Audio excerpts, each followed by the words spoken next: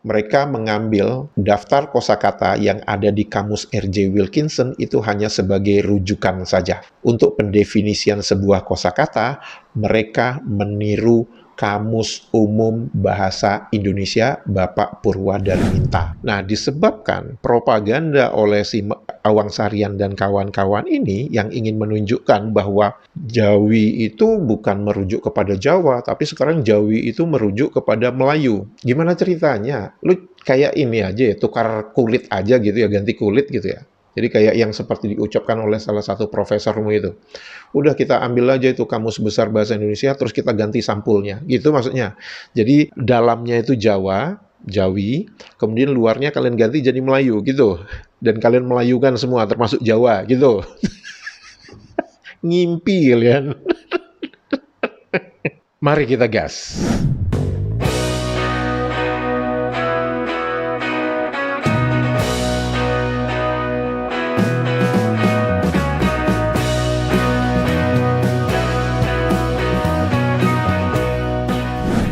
Halo, apa kabar semuanya teman-teman? Semoga kita semua dalam keadaan sehat walafiat. Amin ya robbal alamin. Selamat datang di kanal ini, kanal yang berbicara perbandingan kosakata menurut Kamus Besar Bahasa Indonesia dan Kamus Bahasa Indonesia versi Maledes. Semoga informasi ini bermanfaat untuk warganet Indonesia. Teman-teman, untuk video kali ini saya akan membahas beberapa kosakata, lebih dari 3. Dan ini berdasarkan permintaan dari warganet Indonesia. Tapi sebelum itu saya akan membacakan beberapa komentar dari warganet Indonesia. Komentar pertama, tolong bahas puisi Maledes karya Usman Awang yang isi syairnya Jawa adalah Melayu, Bugis adalah Melayu, Banjar adalah Melayu. Itu syair atau propaganda?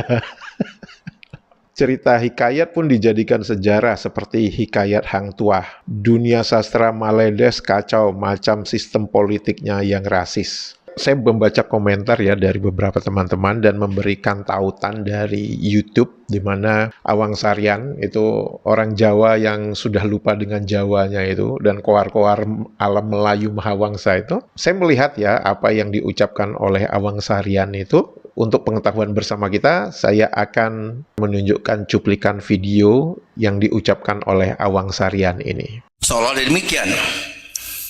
Itu juga berlaku pada soal sebutan baku. Tahun 2000 kabinet memutuskan dimansuhkan penggunaan sebutan baku. Walhal TB3 sudah memberikan suri teladan. Contoh penggunaan sebutan baku yang sangat baik, yang tidak pun keindonesiaan seperti sangkaan dan dakwaan setengah-setengah pihak.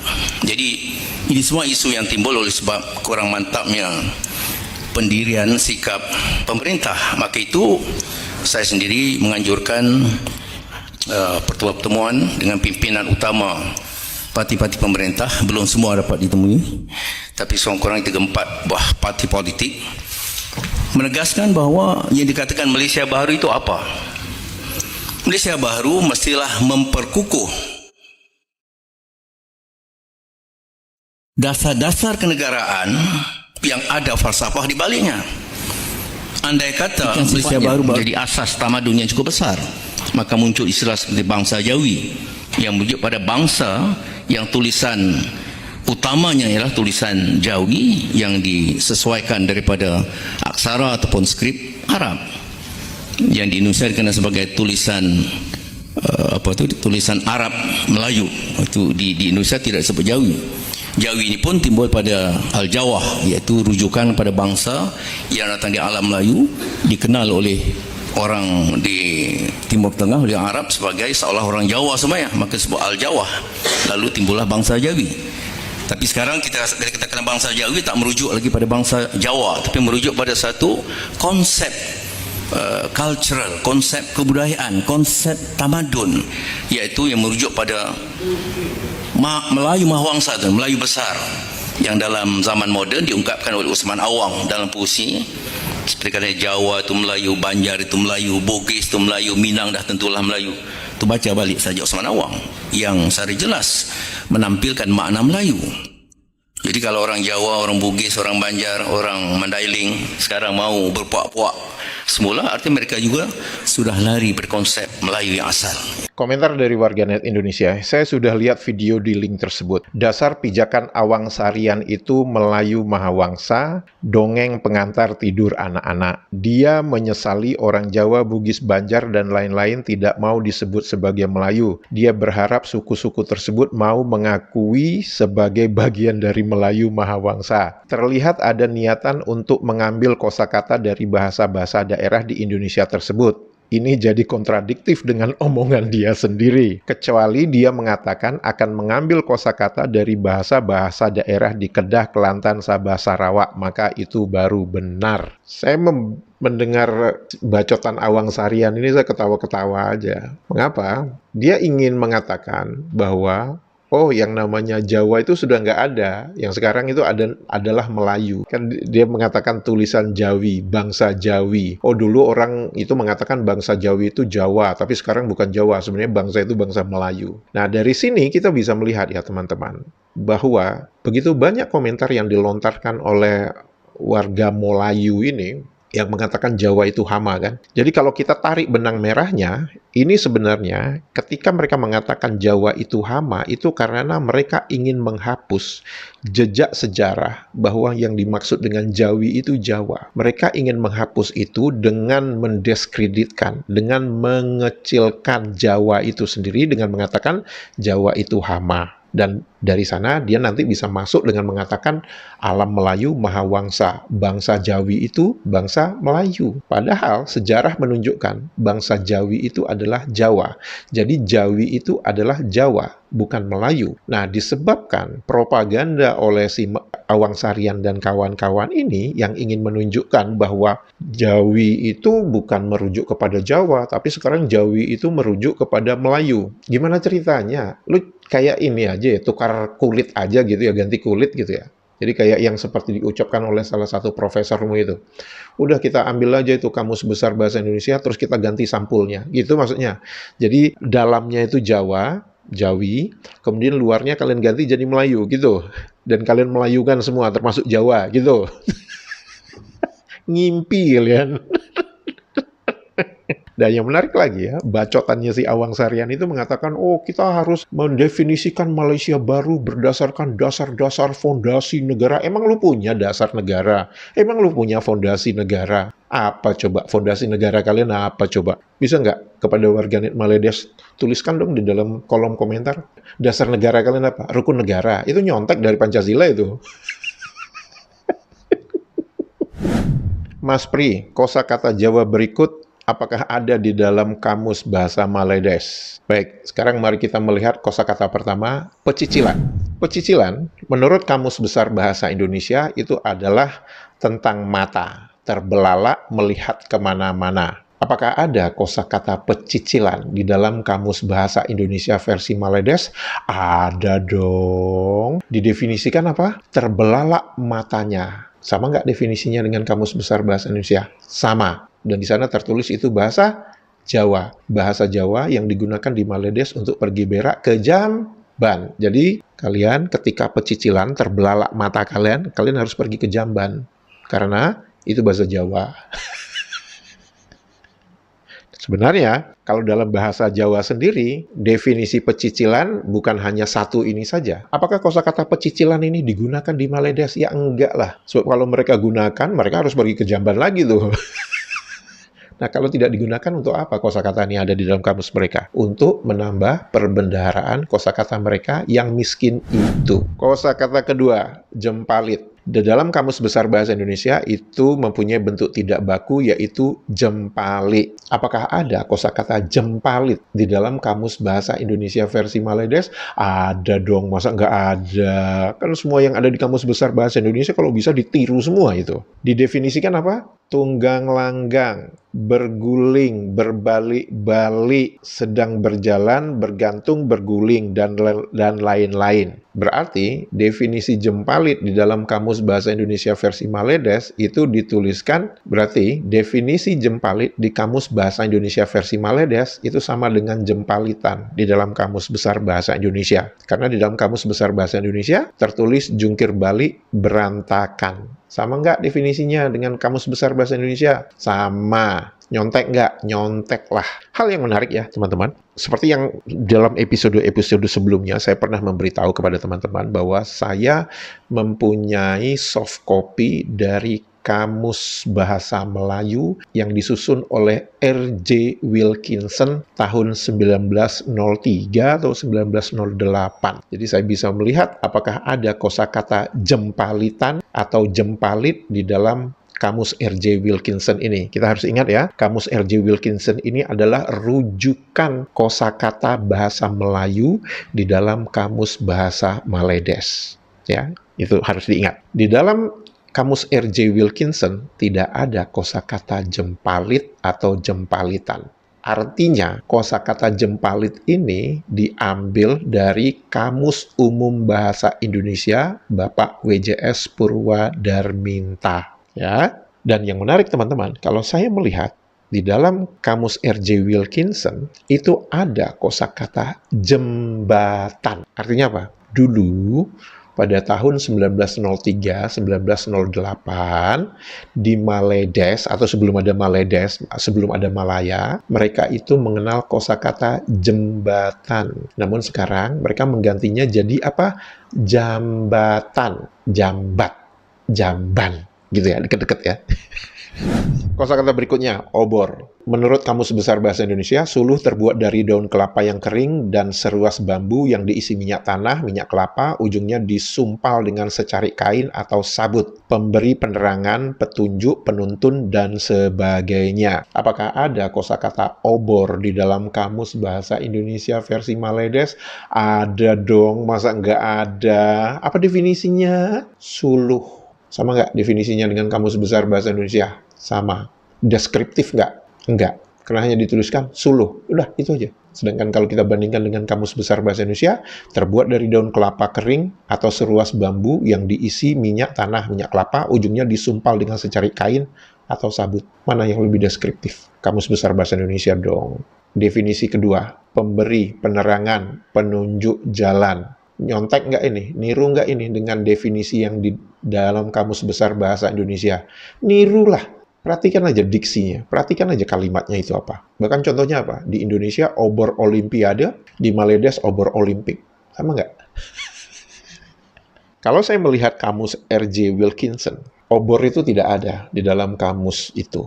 Artinya, kalau ada kosakata obor di dalam Kamus Bahasa Maledes, itu mengambil dari Kamus Umum Bahasa Indonesia Bapak Purwadarminta. Yang menarik, teman-teman, di R.J. Wilkinson, ketika saya mencari kosakata obor ternyata tidak ada dong kosakata obat, drug, medicine, chemical. Nah, di Maledes sekarang mereka menggunakan kosakata apa? Ubat. Artinya apa, teman-teman? Kosakata obat itu sudah ada di Maledes menurut Kamus R.J. Wilkinson. Namun Maledes ingin berbeda, obat diganti ubat. Sama seperti tadi, jembatan menjadi jambatan. Kosakata berikutnya, damar menurut Kamus Besar Bahasa Indonesia adalah getah keras yang berasal dari bermacam-macam pohon, banyak macamnya seperti damar batu, damar daging, damar hitam. Definisi kedua, lampu pelita.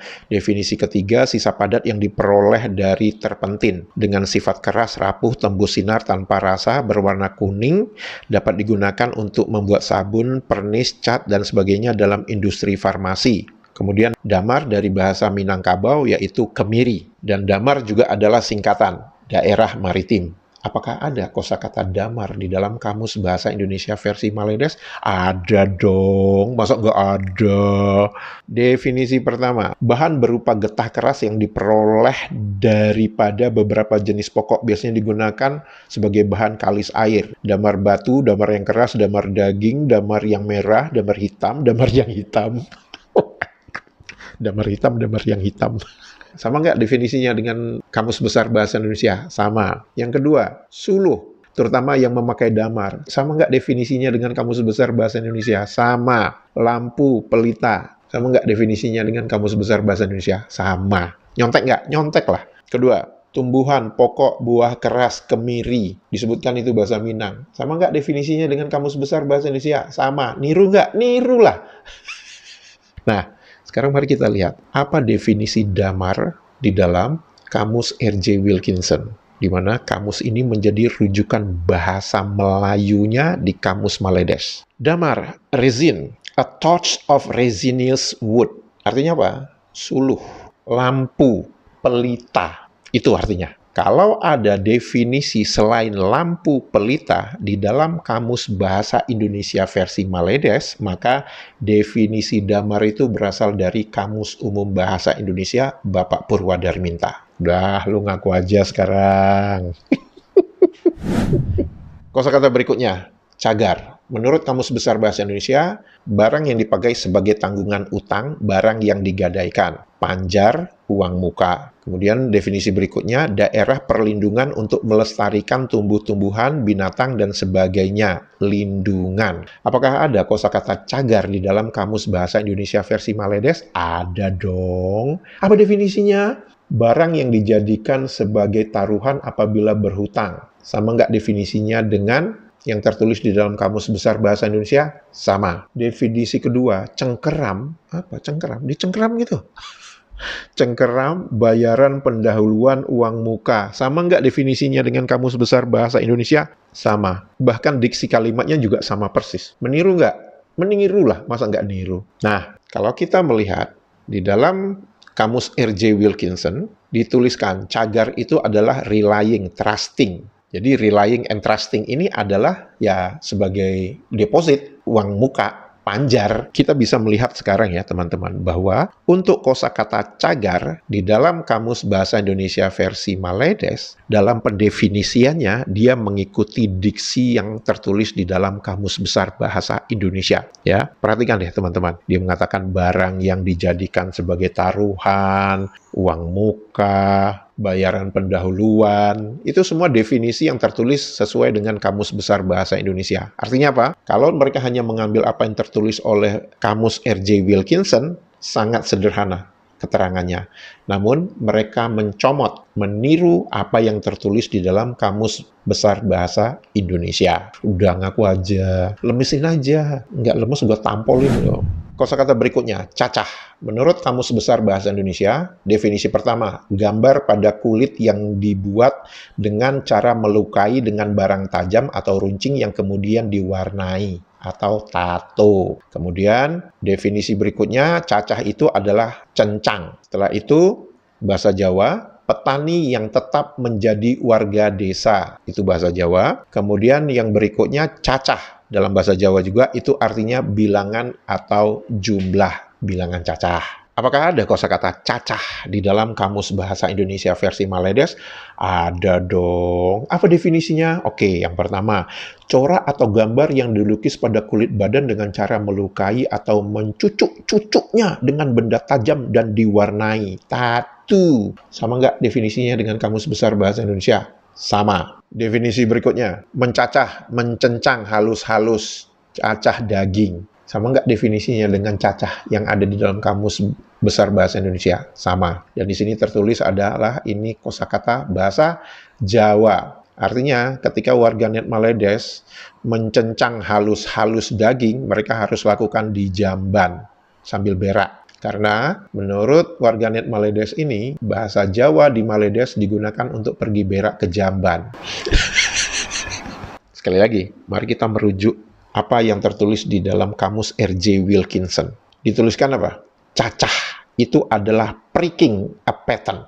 Artinya apa? Membuat tato kan? Jadi teman-teman, dari sini kita bisa melihat ya, definisi cacah yang merujuk kepada gambar pada kulit yang dibuat dengan cara melukai dengan barang tajam atau runcing yang kemudian diwarnai tato dalam definisi Kamus Besar Bahasa Indonesia, atau definisi di dalam Kamus Bahasa Maledes, corak atau gambar yang dilukis pada kulit badan dengan cara melukai atau mencucuk-cucuknya dengan benda tajam dan diwarnai tato. Definisi ini ada di dalam Kamus R.J. Wilkinson. Artinya apa? Artinya, Kamus Bahasa Maledes mengambil kosakata cacah dari R.J.